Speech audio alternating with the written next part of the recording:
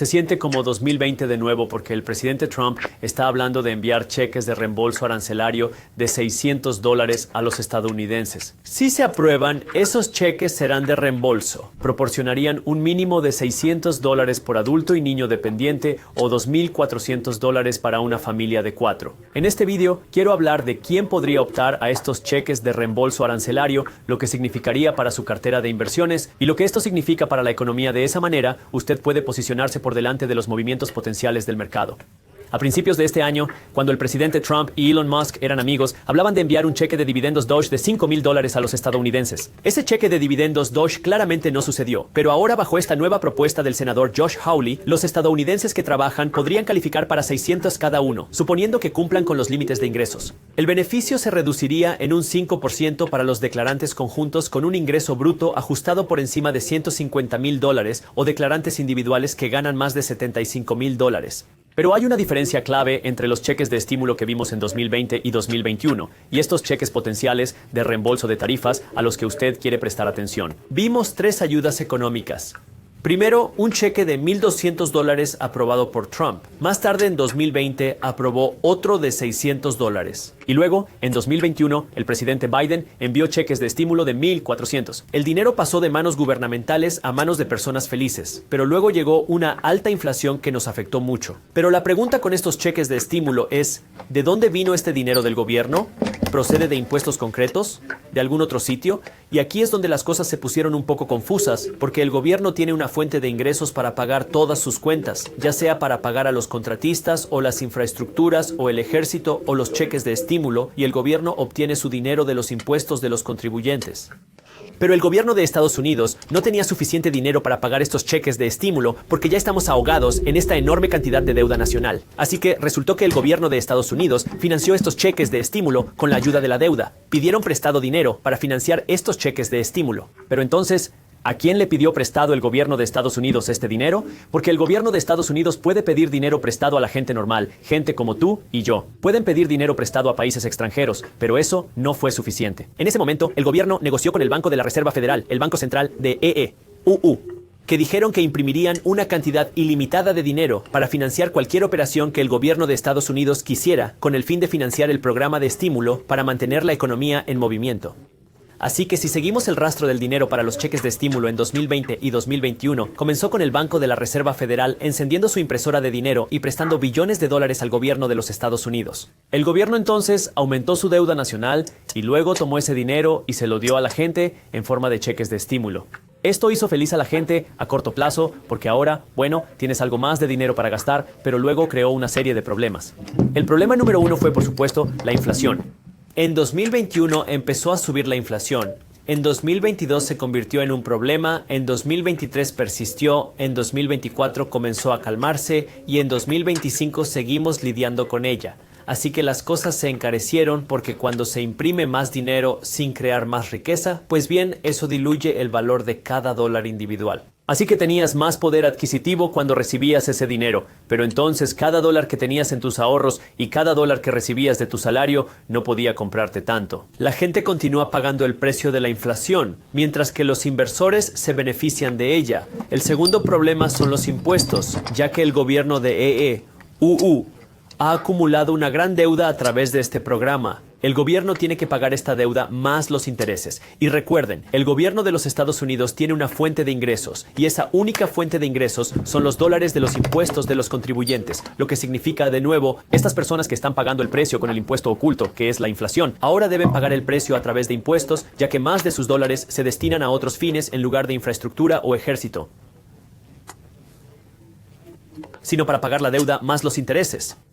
Pero ahora vamos a hablar de lo que está pasando ahora en 2025 a través de este potencial programa de devolución de aranceles. Permítanme diagramar el plan de reembolso de tarifas propuesto en azul. Tenemos una parte que es exactamente igual, donde el gobierno quiere enviar dinero a la gente común. Y por cierto, para mis seguidores masculinos dibujé un bigote que en mi lengua materna, el punjabi, llamamos mucho. Para mis seguidoras femeninas dibujé una trenza que en mi lengua materna, el punjabi, llamamos good. Pero la diferencia entre los cheques de estímulo y los cheques de desgravación arancelaria es cómo el gobierno conseguirá el dinero para pagar realmente este programa. Porque aquí el gobierno financió los cheques de estímulo a través de la deuda, que era dinero que tenía que ser impreso. Aquí echa un vistazo. Según el Departamento del Tesoro de los Estados Unidos, en junio de 2025, los Estados Unidos recibieron un 300% más de aranceles que en 2024. Así que la idea con estos cheques de devolución de aranceles es tomar parte del aumento de los ingresos fiscales y tomar ese dinero para financiar algunos de estos cheques. Pero no es tan simple, porque hay más a esta ecuación, porque el presidente Trump también firmó un nuevo programa de impuestos prohibido, que está diseñado para reducir los impuestos para muchos estadounidenses, lo que significa que, sí, estamos recibiendo más ingresos arancelarios, pero también estamos viendo menos ingresos fiscales. Mira, si todavía estás viendo este video, lo más probable es que tu pregunta sea, ¿esto va a empeorar el problema de la inflación? La primera es una muy buena pregunta porque la gente no se cuestionaba eso cuando esto estaba sucediendo. Pero para responder realmente a esa pregunta, tenemos que saber cuál va a ser la diferencia entre aquí y aquí. Porque si aumentamos los ingresos arancelarios, pero disminuimos aún más los ingresos fiscales, necesitaríamos algún tipo de dinero para financiar esa diferencia. Así que tenemos que entender cuánto estamos aumentando los ingresos arancelarios y cuánto estamos reduciendo los ingresos fiscales para ver si realmente tenemos el dinero para financiar esto sin endeudarnos más. En cualquier caso, las cifras que voy a mostrarles son proyecciones, porque no lo sabremos hasta que no veamos lo que ocurre. Según el secretario del Tesoro, Scott Bessent, los aranceles generarán unos $300,000 millones en 2025. Ahora debemos comparar el aumento de ingresos arancelarios con la caída de los ingresos fiscales, que se complica aún más. Porque si solo miramos los ingresos fiscales sin mirar los gastos, no nos da la ecuación completa, porque puedes disminuir los ingresos fiscales, pero también disminuir los gastos y no ver un aumento en la deuda nacional y no ver un aumento en la impresión de dinero. Así que para entender esto, tenemos que echar un vistazo a nuestro déficit nacional, porque eso nos va a mostrar la cantidad de dinero que estamos gastando y la cantidad de dinero que estamos ingresando. Y así, en 2025, se proyecta que nuestro déficit nacional va a ser de $1,9 billones.